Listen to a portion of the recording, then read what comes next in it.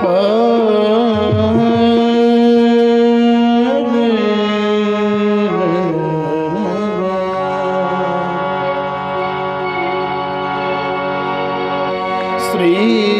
गणेशाय नमः। श्री सरस्वत्यै नमः। अस्मद् श्री सद्गुरु चरण कमलेभ्यो नमः। श्री सीतारामाभ्यां नमः।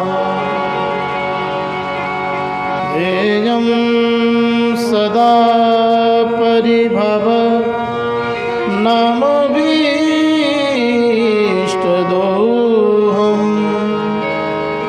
तीर्थास्पदं शिवविरचिनुतं शरण्यं प्रेत्यार्थिहं प्रणतपालभवाब्धिपोतं वन्दे महापुरुषते चरणारविन्दम्।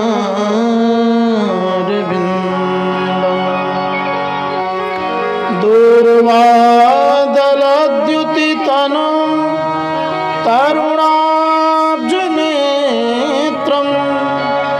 हेमाम्बरविभूषण भूषिताङ्गम्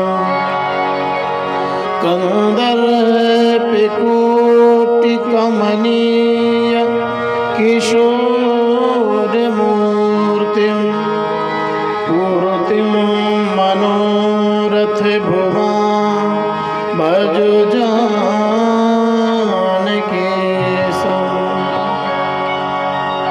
आइए हनुमंत पधारिए कथा कहामति अनुसार प्रेम सहित आसन धरूं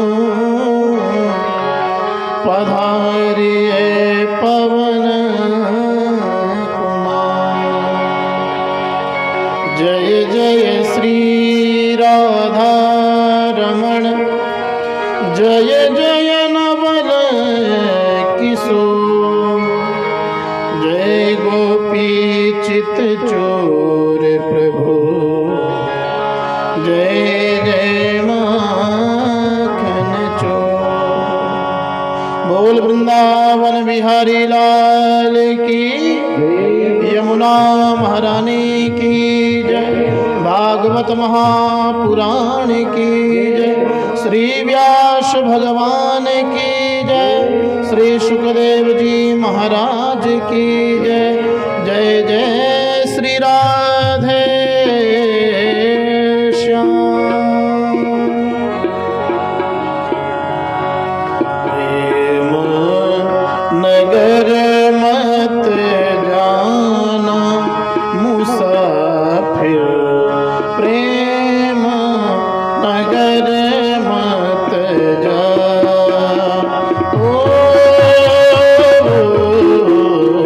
प्रेम नगर मत जाना मुसाफिर प्रेम नगर मत जा। प्रेम नगर का पंथ कठिन है। प्रेम नगर का पंथ प्रेम नगर का पंथ कठिन है। प्रेम नगर का पंथ कठिन है। इसमें दो ना समाए मुसाफिर प्रेम नगर मत जा।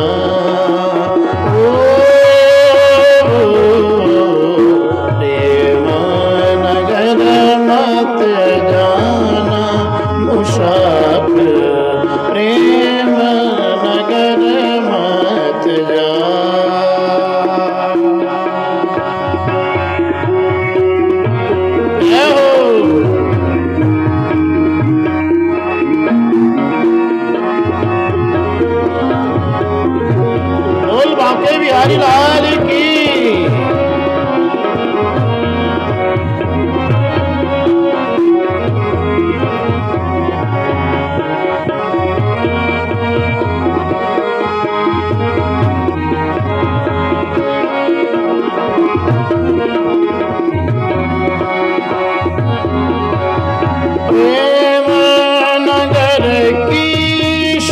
गहरी गलियां प्रेम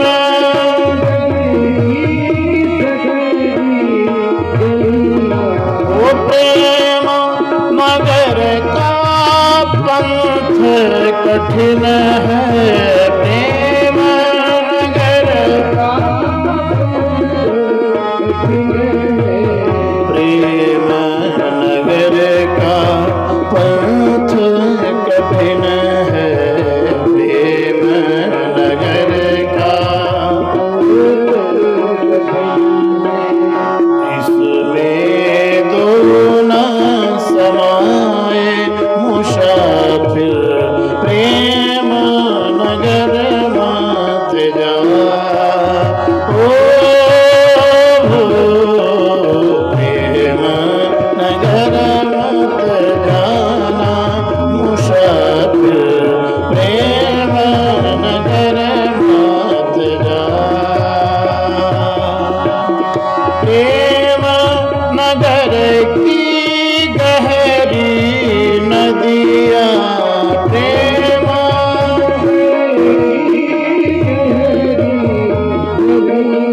ओ प्रेम नगर की गहरी नदियाँ प्रेम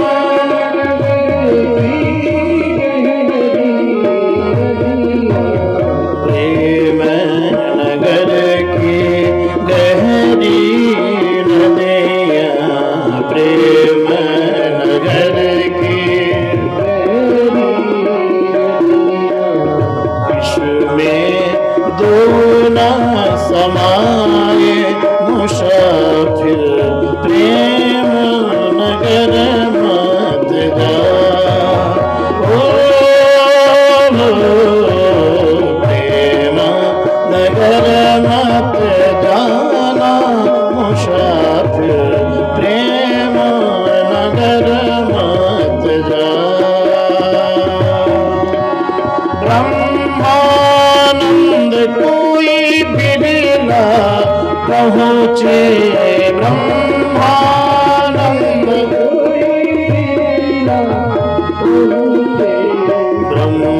ब्रह्मानंद कोई बिरले पहुँचे ब्रह्मानंद कोई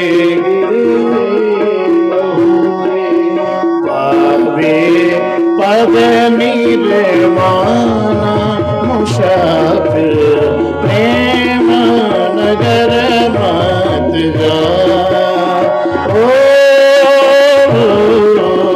प्रेम नगर मत जाना मुसाफिर प्रेम नगर मत जा प्रेम नगर मत जा प्रेम नगर मत जा बोल बांके बिहारी लाल की श्रीमद् भागवत महापुराण की जय जय श्री राधे श्याम परम मंगलमय परात्पर अखिलेश्वर टन टन न करो यार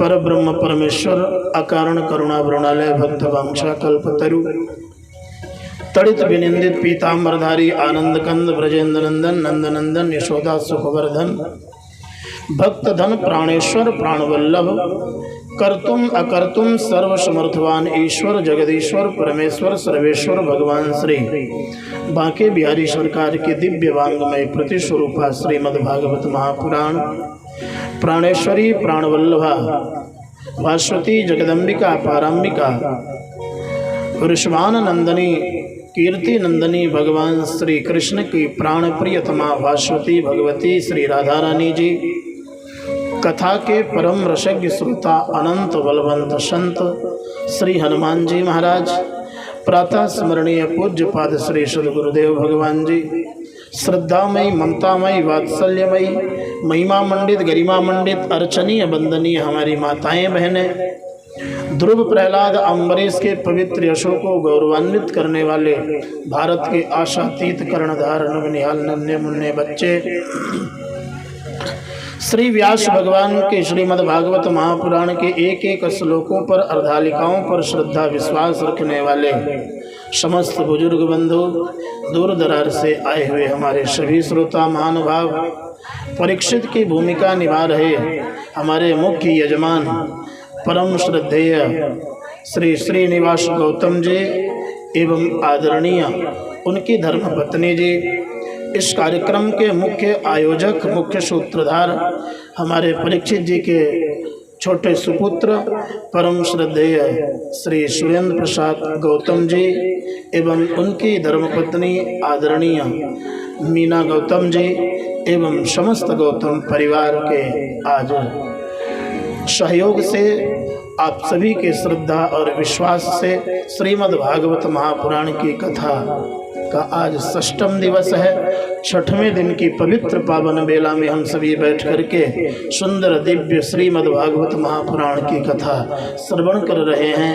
ये आपके पनगढ़ी क्षेत्र में बड़ा ही सुंदर ये उत्सव आज हम लोग दर्शन करेंगे।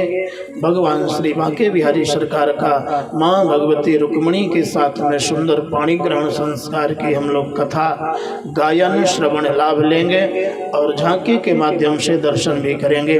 आइए हम लोग चलते हैं कल के पवित्र पावन प्रसंग के आगे आज कथा यात्रा को प्रारंभ करते हैं।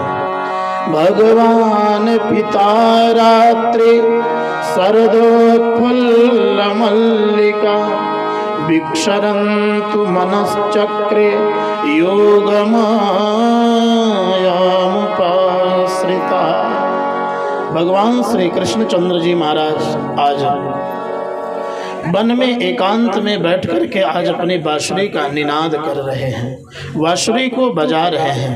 बांसुरी में जो जो गोपियाँ भगवान श्री कृष्ण को पति के रूप में पाना चाहती थीं, जो जो गोपियाँ भगवान श्री कृष्ण को अपना सर्वस्व प्राणाधार मानती थी, उन गोपियों को उस बांसुरी की आवाज़, उस बांसुरी की धुन सुनाई पड़ती है। सभी गोपियों को भगवान श्री कृष्ण की बांसुरी के शब्द सुनाई पड़ते हैं। यानी भगवान मान रहे हैं, लग रहा है उन गोपियों को कि भगवान हम लोगों से स्नेह करते हैं, प्रेम करते हैं और हम लोगों को भगवान बुला रहे हैं। हाँ, आज भगवान की बांसुरी जब गोपियाँ सुनती हैं तो बांसुरी से गोपियों के नाम के उच्चारण सुनाई पड़ते हैं। अरे मुझे बुला रहे हैं कन्हैया। कन्हैया ने उन्हीं गोपियों को बुलाया है जिन जिन गोपियों का भगवान ने चीर हरण किया था। चीर हरण की लीला बड़ी सुंदर लीला है।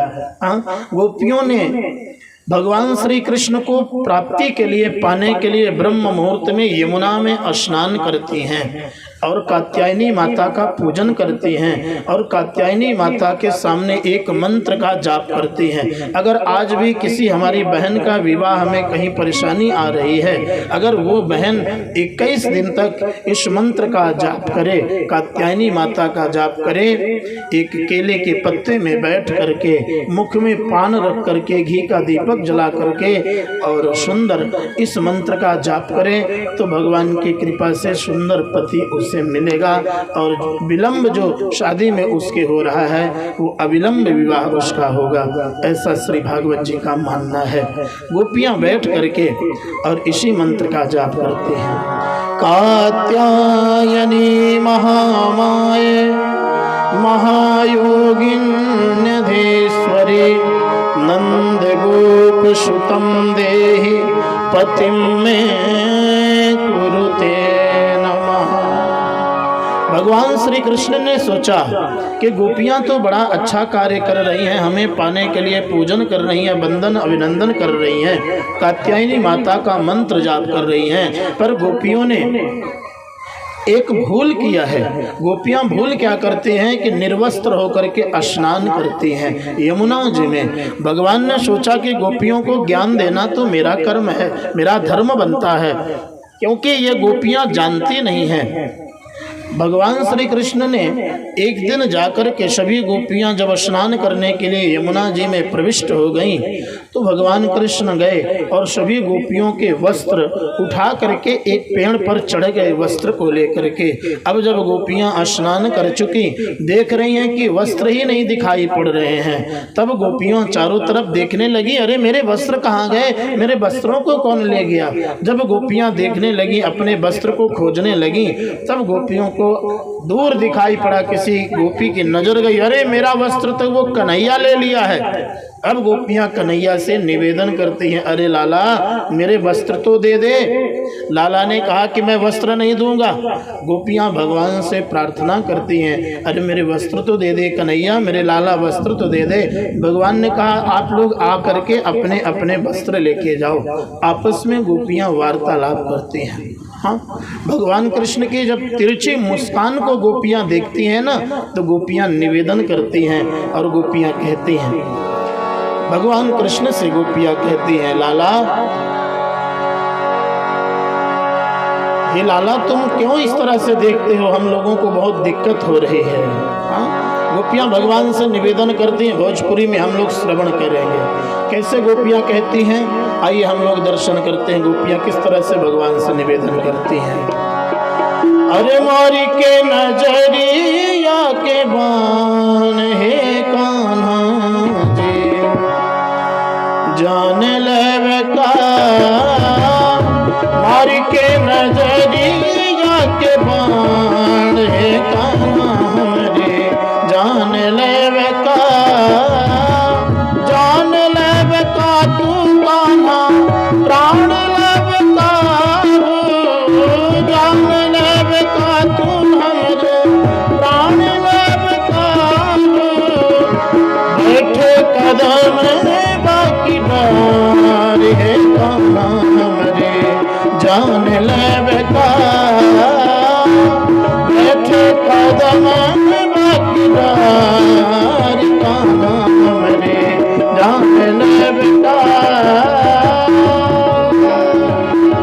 गोपी आगे कहती है, गोपी कहती है कन्हैया रोज रोज की आपकी यही आदत बन गई है, पानिया भरने आई यमुना किनारेवा, पानिया भरने आई यमुना किनारेवा, पिछवा से आई गईले श्याम सुंदर बा, पिछवा से आई गईले श्याम सुंदर बा, छोड़ देला मटू की हमार कान्हा रे, छोड़ देला मटू की हमार हे कान्हा हमरे, जान लेवे का मार के नजरिया के बान कान्हा हमरे, जान लेवे का।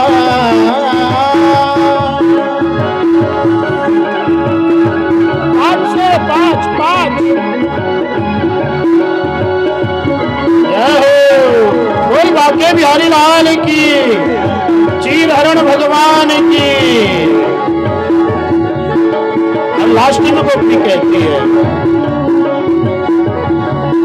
ओ तहिया बेचैन गई यमुना की परवा, तहिया बेचैन गई यमुना की परवा, पिछवा से आई गईले श्याम ठग हरेवा, पिछवा से आई गईले श्याम ठग हरेवा, छीन ले लदहिया हमार कान्हा जी, छीन ले लदहिया हमार वो कान्हा हमरे, जान लेवे का मार के नजरिया के बान कान्हा हमरे, जान लेवे का, जान लेवे का तू कान्हा, प्राण लेवे का जान लेवे का तू कान्हा, प्राण लेवे का बैठे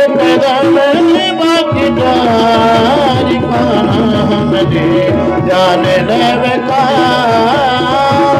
बैठे कदम बाकी का हमने जान लेवका जान लेवका जान लेवका।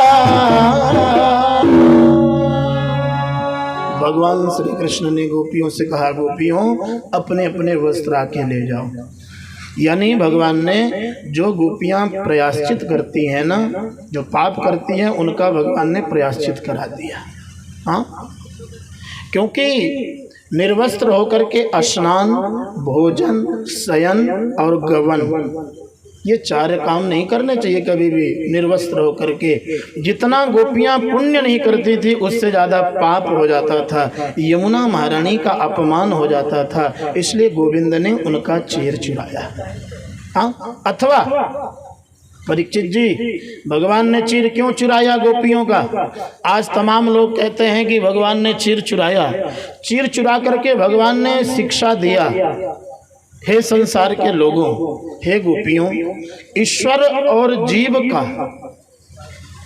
जो कारण है न मिलने का ना, वो है अविद्या, वस्त्र। ये जब भगवान, हम तो भगवान के ही बनाए हैं, फिर भगवान से शर्म की क्या बात है? भगवान श्री कृष्ण को मिलने से ये जो अविद्या रूपी वस्त्र है ये रोकता था, इसलिए भगवान ने इसका हरण कर दिया, अलग कर दिया। ये जो अंधेरा था इसको भगवान ने अलग कर दिया कि जिससे गोपियां भगवान से डायरेक्ट मिल सके। हाँ, आज इन्हीं गोपियों को भगवान की बांसुरी के शब्द सुनाई दे रहे हैं। गोपियों को लग रहा है कि भगवान मुझे मेरा नाम लेकर के बुला रहे हैं। भगवान अपनी बांसुरी बजा रहे थे। जो गोपी जैसे सुनती भगवान की बांसुरी वैसे ही तत्काल दौड़ पड़ती थी। हाँ? जय जैसे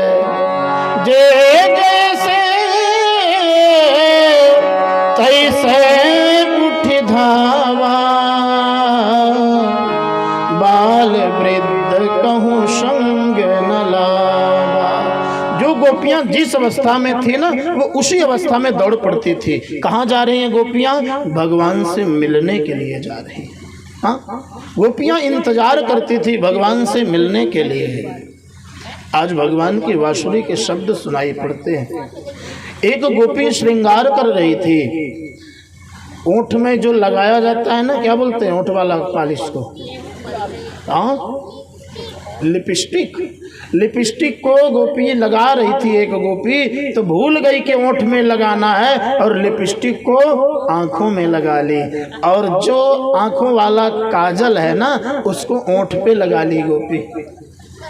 इतना भाव हो रहे हैं कि गोपियों को कुछ स्मरण ही नहीं, कुछ याद ही नहीं है। अपने प्रियतम से, प्राण प्यारे से मिलने के लिए आज जा रही हैं गोपियां। इतना प्रेम में विवल है। एक गोपी दूध पका रही थी। उसने सोचा अपने बच्चे को सुला दें, दूध को छीके पर रख दें, फिर हम चले जाएं। वो गोपी इतना भाव विभोर हो गई, भगवान की जब बांसुरी सुनाई देने लगी तो वो गोपी क्या करती है कि लड़के को उठा के बच्चे को सीके पे रख देती है और मटकी को बिस्तर में रख के चादर उड़ा देती है। हाँ?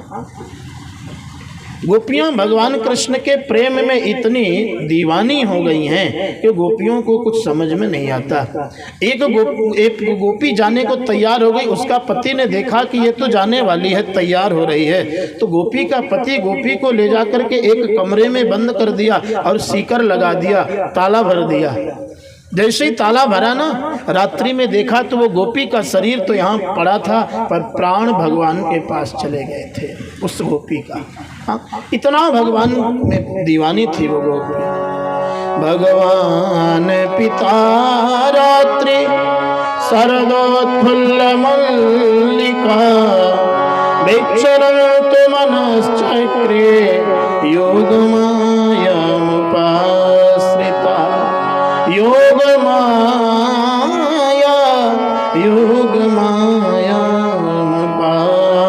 योगमायामुपाश्रिता।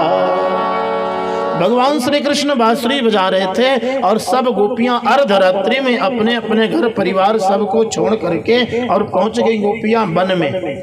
जब भगवान के पास पहुंची गोपियां ना, तो भगवान ने कहा स्वागतम, स्वागत है आप लोगों का गोपियों, स्वागतम भो महाभागा किम करवाणि कराम्यहम्। अरे स्वागत है गोपियों, स्वागत है, कैसे आना हुआ बताओ तो। अब गोपियों सोचने लगी, देखो तो इसको, पहले तो इसने बुलाया और जब हम आ गए तो पूछने लगा कि कैसे आना हुआ। गोपियों को बड़ा आज दुख हुआ, देखो ना, पहले तो बुलाता है और इसके बाद पूछता है कैसे आना हुआ। गोपियों को आज बड़ा दुख होने लगा। भगवान श्याम सुंदर उपदेश करने लगे, देखो पतिव्रता स्त्री का ये धर्म नहीं है अर्धरात्रि में अपने परिवार को, अपने पति को, अपने घर को छोड़ करके वन में सुनसान जगह पर पुरुष से दर्शन करे, उसके पास चली जाए। ये तो बिल्कुल भी धर्म नहीं है, ये तो पतिव्रता स्त्री का धर्म नहीं है। गोपियों तुम लोग अपने अपने घर को चले जाओ। अब गोपियां बेचारी तड़पने लगी, सोचने लगी हम क्या करूं, धोबी का कुत्ता ना घर का ना घाट का, घर से भी हम चले आए, पतियों की बात नहीं माने, और यहाँ आए तो यहाँ कन्हैया भी मुझे वापस कर रहे हैं। अब कहाँ जाऊं, क्या करूं। एक गोपी जो थी ना, एक गोपी जिसका नाम था विशाखा, वो विशाखा गोपी भगवान श्याम सुंदर से कहती है, हे श्याम सुंदर, जब से हम लोग आई हैं तब से केवल आप एक ही बात कह रहे हो, पतिव्रता स्त्री को ये नहीं करना चाहिए, पतिव्रता स्त्री को वो नहीं करना चाहिए। अब जरा एक कथा सुन लो। विशाखा गोपी ने भगवान श्री कृष्ण को एक कथा सुनाई। कथा में विशाखा कहती है, हे श्याम सुंदर, एक पतिव्रता स्त्री थी, जब तक वो अपने पति की पूजा नहीं कर लेती थी तब तक वो जल भी ग्रहण नहीं करती थी। अचानक उसका पति एक दिन प्रदेश जाने लगा। जब प्रदेश जाने लगा पति, तो पत्नी आ गई और कहने लगी, हे प्राणनाथ, आप प्रदेश जा रहे हो ना, आप प्रदेश चले जाओगे तो मैं किसकी पूजा करूंगी, हाँ, और जब तक मैं पूजा करूंगी नहीं तब तक कुछ खाऊंगी नहीं, मैं क्या करूंगी। तो पति ने एक अपना चित्रपट, एक फोटो दे दिया, देवी ये फोटो ले लो और जब तक हम लौट करके न आवे तब तक मेरे फोटो की पूजा करते रहना। अब वो पत्नी प्रतिदिन फोटो की पूजा करती है, अपने पति की फोटो की पूजा करती है और तब जाकर के वो जलपान ग्रहण करती है। एक दिन अचानक कुछ दिनों के बाद उसका पति प्रदेश से वापस लौट के आ गया। जब पति लौट करके वापस आया तो पत्नी पूजा कर रही थी, पति दरवाजे पे आके दरवाजा खटखटाया, देवी मैं आ गया, दरवाजा खोलो।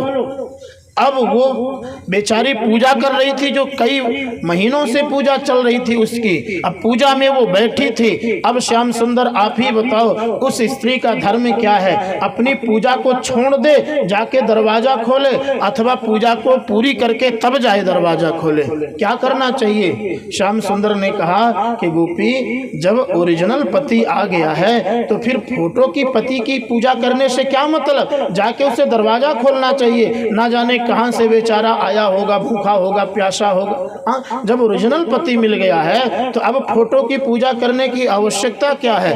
तब विशाखा गोपी कहती है, श्याम सुंदर जवाब तो आपने ही दे दिया ना, जब तक आप नहीं मिले थे तब तक हम ये जो संसारिक फोटो के हमारे पति हैं उनकी हम पूजा करते रहे, उनके बताए हुए मार्गों पर चलते रहे, पर जब जगतपति आप मिल गए हो तब इन फोटो के पतियों की पूजा करने की मुझे आवश्यकता क्या है। तब भगवान समझ गए और भगवान ने गोपियों से कहा, ठीक है गोपियों, चलो अब हम लोग रास करेंगे। भगवान सभी गोपियों को लेकर के आगे बढ़े। जब आगे बढ़े तो कोई गोपी कहती है, हे कन्हैया, हमारे चरणों में, हमारे पैरों में दर्द हो रहा है, अब मुझसे चला नहीं जा रहा है। कोई गोपी कहती है, कन्हैया मुझे बड़ी जोर की प्यास लगी है। कोई गोपी कहती है, कन्हैया मुझे भूख लगी है। कन्हैया समझ गए, ये गोपियां सोचती हैं कि हमारे बिना कन्हैया नहीं रह पाएंगे, इसलिए ये गोपियां सोचती हैं कि हम जो कहेंगे वो कन्हैया मान लेंगे। ये इनका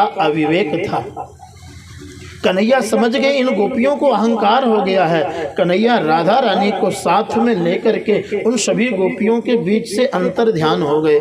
जब श्याम सुंदर अंतर ध्यान हो गए उन सभी के बीच से, तब गोपियां सब रोने लगी। गोपियां रोने लगी, देखो ना घनघोर वन में हम लोगों को बुला लिया और पता नहीं कहाँ गायब हो गया। और देखो ये तो हम लोगों से दिखावा करता था, ये हम लोगों से प्रेम तो करता ही नहीं था, प्रेम तो केवल राधा रानी से करता था, इसलिए तो राधा रानी को लेके चला गया, हम लोगों को यहाँ छोड़ दिया। और गोपियां सब रो रही हैं, विरह करने लगी। अब हम लोग कहाँ जाएं? अब तो पति के यहाँ जाएंगे वो भी स्वीकार नहीं करेंगे, और कन्हैया भी हम लोगों को छोड़ के चले गए, अब हम लोग क्या करें? बेचारी सब रुदन करने लगी, रोते हुए ये सभी गोपियां जा रही हैं आगे की तरफ। इधर कन्हैया श्याम सुंदर राधा रानी को लेकर के जब आगे बढ़े तो राधा रानी जो भूल इन गोपियों ने किया था वही भूल श्री राधा रानी ने भी कर दिया। राधा रानी को लगा कि कन्हैया सबसे ज्यादा मुझसे प्रेम करते हैं, इसीलिए तो सबको छोड़ करके चले आए, पर हमें ले करके आए, हमें छोड़ करके नहीं आए। हाँ, वही चीज राधा रानी ने भी कर दिया। हे श्याम सुंदर, अब मुझसे चला नहीं जा रहा है, मेरे पैरों में दर्द हो रहे हैं। भगवान श्याम सुंदर ने कहा, हे राधे रानी आप मेरी पीठ पर बैठ जाओ। और जैसे ही पीठ में बैठने के लिए राधा रानी तैयार हुई तो श्याम सुंदर वहां से गायब हो गए। अब राधा रानी वन में अकेली है। देखो दृश्य कितना सुंदर है। रामावतार में जानकी जी का जब हरण कर लिया था रावण, तो राम जी रो रहे थे, राम जी खोज रहे थे। हे खग मृग हे मधुकर श्रेणी, तुम देखी सीता मृग नयनी, एहि विधि बिलपत एहि विधि बिलपत खोजत स्वामी, मनहु महा बिरही अति कामी। रामावतार में भगवान श्री राम खोज रहे थे। फिर प्रभु ने सोचा कि इनको कैसे पता चले कि विरह क्या होता है, तो कृष्णावतार में उल्टा कर दिया। श्याम सुंदर गायब हो गए और राधा रानी खोज रही हैं। राधा रानी अब आगे तो जा नहीं सकती हैं। राधा रानी जिधर और गोपियों को भगवान छोड़ करके गए थे उधर लौट के चली आई हैं। और राधा रानी कहती, देखो गोपियों, हम लोग कितने अभागी हैं, तुम लोगों को तो 2-4 गोपियों को साथ में छोड़ा, हमें तो अकेले छोड़ दिया वन में, कितने अभागी हैं हम। वो तो छलिया है, छलिया है, वो सांवला है, और सांवले सब खराब होते हैं। उद्धव हमने सब कार्य अजमाए। ये जो काले वाले होते हैं ना, ये बहुत खराब होते हैं, इनसे तो प्रेम कभी करना ही नहीं चाहिए। हाँ देखो ना, यही विष्णु काले रूप में बन गए, शालिग्राम बन गए, जा करके वृंदा के साथ में छल कर दिया। यही देखो राम को देख लो, गर्भावस्था में जानकी को निकाल दिया। ये काले वाले बड़े खतरनाक होते हैं, काले से दूर रहना चाहिए। पर जब याद आता है कि हमारे श्याम सुंदर कितना मुझे मानते थे, कितना मुझसे प्रेम करते थे, मुझसे मिलने के लिए क्या क्या नहीं करते थे श्याम सुंदर, तब सभी गोपियां रोने लगती हैं और कहती हैं, हे श्याम सुंदर मुरली बजा के मोहना क्यों कर लिया किनारा, मुरली बजा के मोहना क्यों कर लिया किनारा। अरे अपनों से हाय कैसा, अपनों से हाय कैसा व्यवहार है तुम्हारा। ढूंढा गली गली में, खोजा डगर डगर में, ढूंढा गली गली में, खोजा डगर डगर में। अरे मन में यही लगन थी, मन में यही लगन थी, दर्शन मिले दोबारा, मुरली बजा के मोहना। यमुना तुम्ही बता दो छलिया कहाँ गया है, अरे तुम भी चली गई हो, कहते हैं अश्रुधारा, मुरली बजा के मोहना। विरह करती हुई सबसे पूछते हैं। तुलसी से पूछा, धरती से पूछा, यमुना से पूछा, तुम लोगों ने तो देखा होगा मेरे प्राणनाथ कहाँ गए, मेरे कन्हैया कहाँ गए, तुम लोग तो बता दो। सबने मना कर दिया, हमने नहीं देखा। हाँ, अब गोपियां सोचने लगी अब प्राणनाथ मेरे नहीं मिलेंगे, क्या अब मैं क्या करूं। तब गोपियां एक जगह होकर के और लीला करने लगी। कोई पूतना बन गई, कोई कृष्ण बन गई, कोई नंद, कोई यशोदा बन गई और आपस में लीला करने लगी। बोली अब कन्हैया को कोई याद नहीं करेगा, ये तो महान कपटी है, छोड़ के चला जाता है। और गोपियां जब लीला कर रही हैं, लीला के बाद भी भगवान जब प्रकट नहीं भये तो सभी गोपियां एक साथ रोने लगी और रोते हुए गीत गाया है। भागवत जी में लिखा हुआ है रोते हुए गीत गाया है, जबकि रो करके व्यक्ति गीत नहीं गा सकता है, पर आज गोपियां रोते हुए संस्कृत में 19 श्लोकों में गीत गाया है, जिसको कहते हैं गोपी गीत। आज भी संतों का मानना है कि अगर यमुना जी के किनारे जाकर के 41 दिन तक इस गोपी गीत का नित्य पाठ किया जाए तो आज भी भगवान प्रकट हो जाते हैं। गोपियां कैसी गीत गाती हैं, आइए हम लोग दर्शन करते हैं। गोपियां कहती हैं जयते तेधिकं जन्मन व्रज श्रेयत इंदिरा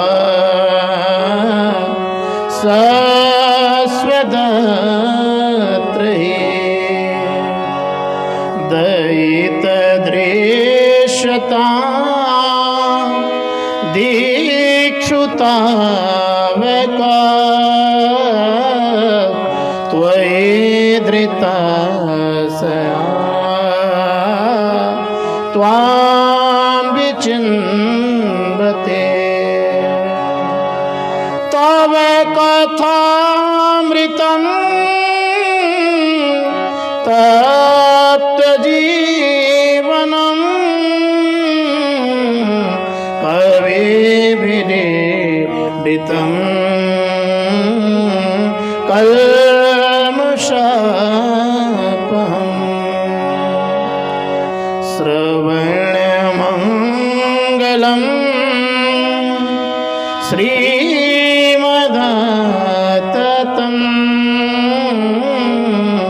भुवि गृह्णन्ति ते भूरिदा जना भुवि गृह्णन्ति ते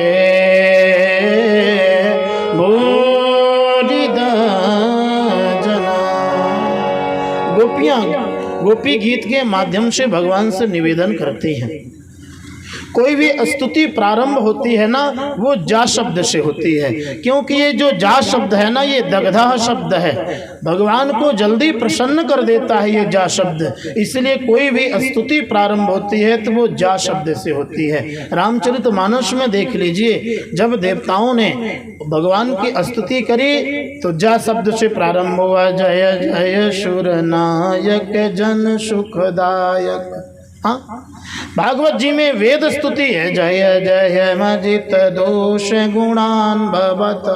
जा शब्द से सारी तमाम स्तुति हैं। इन गोपियों ने भी वही जा शब्द से प्रारंभ किया, जयति तेधिकं जन्मना व्रज।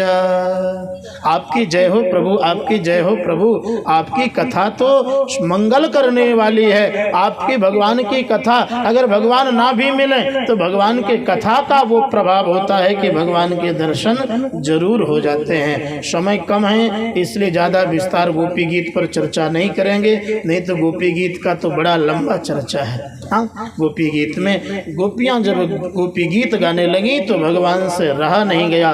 भगवान सभी गोपियों के बीच में प्रकट हो गए। बोल कृष्ण कन्हैया लाल की। जैसे भगवान गोपियों के बीच में प्रकट हो गए, मानो पुनः उन गोपियों के मृत शरीर में प्राण आ गए हों। सभी गोपियां हर्षित हो गई, प्रसन्न हो गई, प्रफुल्लित हो गई और गोपियां भगवान श्री कृष्ण की तरफ दौड़ी हैं। भगवान श्री कृष्ण जितनी गोपियां हैं उतने भगवान हुए हैं और भगवान उतने रूप धारण करके सभी गोपियों के साथ में महारास करने को जैसे ही तैयार भये, महारास देखने के लिए आज माता पार्वती भी सज रही हैं। माता पार्वती सज रही हैं तो भगवान शिव ने पूछा कहाँ जा रहे हो देवी? माता पार्वती ने कहा कि हम जा रहे हैं महाराष्ट्र में। माता पार्वती जब कहने लगी कि हम महाराष्ट्र में जा रहे हैं तो भगवान शिव ने कहा देवी मुझे भी लेके चल, मुझे भी तो लेके चलो। पार्वती मैया कहती हैं कि अगर आपको जाना है ना भोलेनाथ तो आपको स्त्री बनना पड़ेगा। भगवान भोलेनाथ आज स्त्री बन गए हैं, साड़ी पहन लिया है। ये गोटेदार लहंगा निकला जब डाल के, ये गोटेदार लहंगा निकला जब डाल के, भोली बन जाओ भोले घूंघट को डाल के, भोली बन जाओ भोले घूंघट को डाल के। अब भगवान से निवेदन करने लगी हे भोलेनाथ अगर आपको चलना ही है ना तो आपको गोपी बनना पड़ेगा। भगवान भोलेनाथ भी आज गोपी बन गए हैं और सुंदर श्रृंगार किया है, श्रृंगार करके चल पड़े। गत्वा तु समाप्याता महारासोऽस्वमेधिनं दृष्ट्वा ममाक्षिताभ्यामं तथा इक्षतु मानसः। भगवान शिव महाराज के दर्शन के लिए गोपी बन गए हैं और भगवान शिव माता पार्वती के साथ में महाराज में पहुंचे। अब देख रहे हैं गोविंद देख रहे हैं, हमारे श्याम सुंदर देख रहे हैं, जितनी भी गोपियां हैं इन सब का घूंघट खुला हुआ है, पर जो ये एक गोपी है जो भोले बाबा गोपी बन के गए थे इसका घूंघट यहाँ तक है, बड़ा लंबा घूंघट। तब कन्हैया को लगा कि ये घूंघट के अंदर कौन बैठी है भाई, इसको भी तो देखना चाहिए। सो कन्हैया पहुंच गए भोले बाबा के पास और जैसे ही साड़ी को खींचने लगे कि मुख उसका खुले तो भगवान भोले बाबा जोर से साड़ी को दांत से दबा लिए। कन्हैया खींचने की कोशिश कर रहे हैं पर साड़ी खींच नहीं रही है। तो कन्हैया ने क्या किया कि पीछे की तरफ जो खींच रहे थे हाथ लगा के आगे की तरफ खींच दिए। सो पीछे से साड़ी आगे की तरफ आई। सो भोले बाबा मिल गए। भोले बाबा दिखाई पड़े, बोले ये क्या है? बोले हम भी रास कर देखने आए। बोले छुप करके आए हो? तो भगवान भोलेनाथ गोपी बने हैं। आज भी वृंदावन में आप चले जाइए, श्री रंगनाथ जी के मंदिर के जस्ट सामने भगवान गोपेश्वर नाथ महादेव विराजमान है। गोपी बन करके भगवान आज भी विराजमान है और रासलीला दर्शन के लिए गए हैं। आज सुंदर गोपियों के साथ में भगवान दिव्य रासलीला कर रहे हैं। और सूरदास महाराज कहते हैं कि गोकुल में देखो, वृंदावन में देखो रे, मुरली बाजे रे, श्याम संग राधा नाचे रे, श्याम संग राधा नाचे रे, छम छम नाचे राधा रानी, सुन के मीठे मुरलिया। ओ छम छम नाचे राधा रानी, सुन के मीठे मुरलिया। ओ श्याम के ऊपर सब बलिहारी, ग्वाल बाल सब गैया। अररररर चलती पवन पुरवैया, मेघा बरसे रे, श्याम संग राधा नाचे रे, श्याम संग राधा नाचे रे। रास रचो है, रास रचो है, यमुना किनारे महारास रचो है। बढ़िया सुंदर दिव्य रास मनाया गया, दिव्य रास हुआ है गोपियों का और भगवान श्याम सुंदर का। ये रास जो है ना, रासो वैसह रसः, ये जो रास है ना, रास जो होता है ये सभी रसों का ये निचोड़, ये सार है। ये रस का मूल है, समूह है, राशि है, समुद्र है। ऐसा भगवान ने रास करके उन गोपियों को भगवान ने सुंदर सुख प्रदान किया। जो गोपियां श्याम सुंदर को अपने सर्वस्व मानती थी, प्राणनाथ मानती थी, भगवान ने उन सभी गोपियों के साथ में सुंदर महारास किया है। महारास की ये जो लीला है ना, ये सबके समझ में नहीं आती। महारास से लोगों को अश्रद्धा होने लगती है कि भगवान गोपियों के साथ कैसे रास किए। हाँ, ये रास वही व्यक्ति सुन सकता है कि जो अपने शरीर का जिसको ध्यान भी ना रहे, वो रास का दर्शन करने का अधिकारी है, वो रास की कथा सुनने का अधिकारी है। क्योंकि भगवान के रास में ऐसे ऐसे चरित्र छुपे हुए हैं, ऐसे ऐसे भाव छुपे हुए हैं, जिनको व्यक्ति सुनता तो है, पर जिनके पास अविवेक रहता है, विवेक नहीं रहता, हृदय में भक्ति नहीं रहती है, उन लोगों के समझ में भगवान की रास नहीं आता है। बोले रास बिहारी सरकार की।